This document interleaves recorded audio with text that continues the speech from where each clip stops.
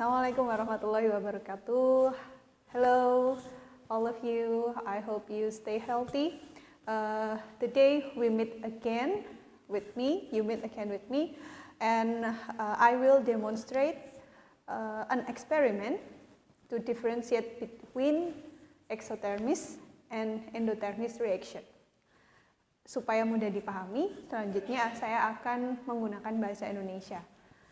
Jadi hari ini kita akan mencoba mempraktikkan untuk bisa membedakan reaksi eksotermis dan reaksi endotermis. Jadi kalau misalkan kita belajar reaksi sebelum ini kan hanya persamaan reaksinya saja atau mungkin hitungannya saja. Nah, di kelas 11 ini kita harusnya sudah mulai banyak praktikum yang bisa Ananda lakukan. Salah satunya ini. Tenang saja, bahan-bahan yang kita pakai hari ini adalah bahan-bahan yang gampang sekali Ananda dapatkan. Jadi kalau misalkan Ananda mau mencoba, bisa sekali. Yang pertama di sini saya ada asam asetat. Tapi kalau misalkan Ananda beli di toko, di warung, maka Ananda bisa beli cuka masak ya, itu sama. Kemudian di sini ada soda kue atau baking powder. Kemudian di sini saya punya batu kapur. Batu kapur itu bisa jadi Ananda dapatkan ketika ada orang bangun rumah, pasti ada gamping yang dipakai, bisa minta di situ, atau kapur tulis yang digunakan untuk papan tulis. Itu saya rasa akan mudah sekali ditemukan. Oke.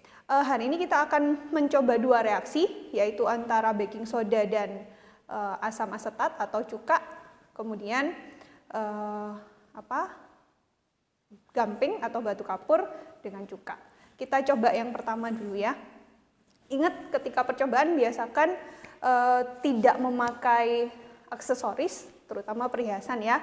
Kemudian biasanya ada orang-orang yang tidak tahan dengan baunya asam asetat, jadi bisa pakai masker. Kalau ini konsentrasinya tidak terlalu pekat, jadi masih oke baunya. Tapi kalau cuka masak biasanya konsentrasinya agak pekat, saya sarankan untuk memakai masker. Oke, saya mulai. Saya ambil dulu kira-kira 2 mili asam cukanya. Karena kita akan melakukan dua percobaan, saya langsung siapkan untuk 2 tabung reaksi. Anak-anak kalau di rumah tidak ada tabung reaksi, bisa pakai gelas plastik atau gelas aqua itu ya. Itu nanti bisa tetap digunakan untuk wadah reaksi kita hari ini. Sudah, jangan lupa pipetnya jangan sampai ditaruh di meja ya, dimasukkan kembali ke botolnya. Bisa ditutup kalau sudah tidak perlu. Kemudian di sini ada alatnya lain adalah sendok. Sendoknya sendok kecil, tapi kalau di rumah tidak ada ya pokoknya alat yang digunakan untuk ngambil bubuknya ini. Jangan sampai tercampur ya, jadi sediakan 2. Oke, kita mulai dengan yang baking soda dulu. Saya ambil sedikit, tidak perlu ditimbang anak-anak ya.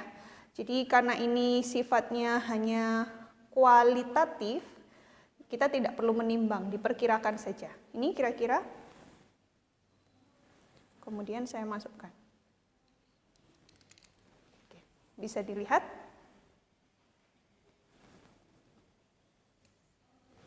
Oke. Setelah bereaksi ini, coba Ananda pegang dengan tangan. Kalau misalkan di rumah tidak ada termometer, nanti saya juga tunjukkan pengukuran suhunya.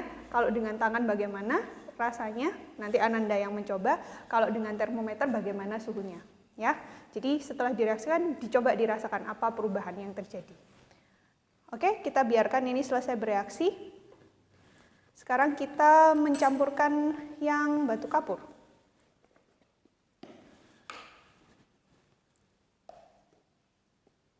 Sama, tidak usah ditimbang, diperkirakan saja jumlahnya sama dengan yang baking soda tadi ya. Bismillahirrahmanirrahim.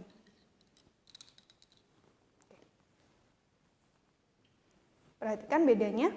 Kalau tadi langsung bergelembung ya, ini masih tersisa gelembungnya, kalau bisa di zoom nanti yang di sini tidak bergelembung, dan ketika dipegang pasti akan terasa bedanya di mana. Nanti anak-anak silahkan coba. Oke, kita tunggu reaksinya selesai. Dan itu reaksi kita hari ini, itu praktikum kita hari ini. Tugas kalian silahkan mencoba, kemudian bedakan antara dua ini, reaksi asam cuka dan baking powder, kemudian reaksi asam cuka dengan batu kapur. Bedanya di mana? Amati di suhunya. Bagaimana kalau tidak ada termometer? Gunakan tangan kalian untuk membedakan mana yang terasa lebih panas, mana yang terasa lebih dingin. Itu saja dari saya. Untuk video hasil dari praktikum saya yang menggunakan termometer akan saya taruh di video terpisah. Terima kasih. Assalamualaikum warahmatullahi wabarakatuh. Selamat mencoba.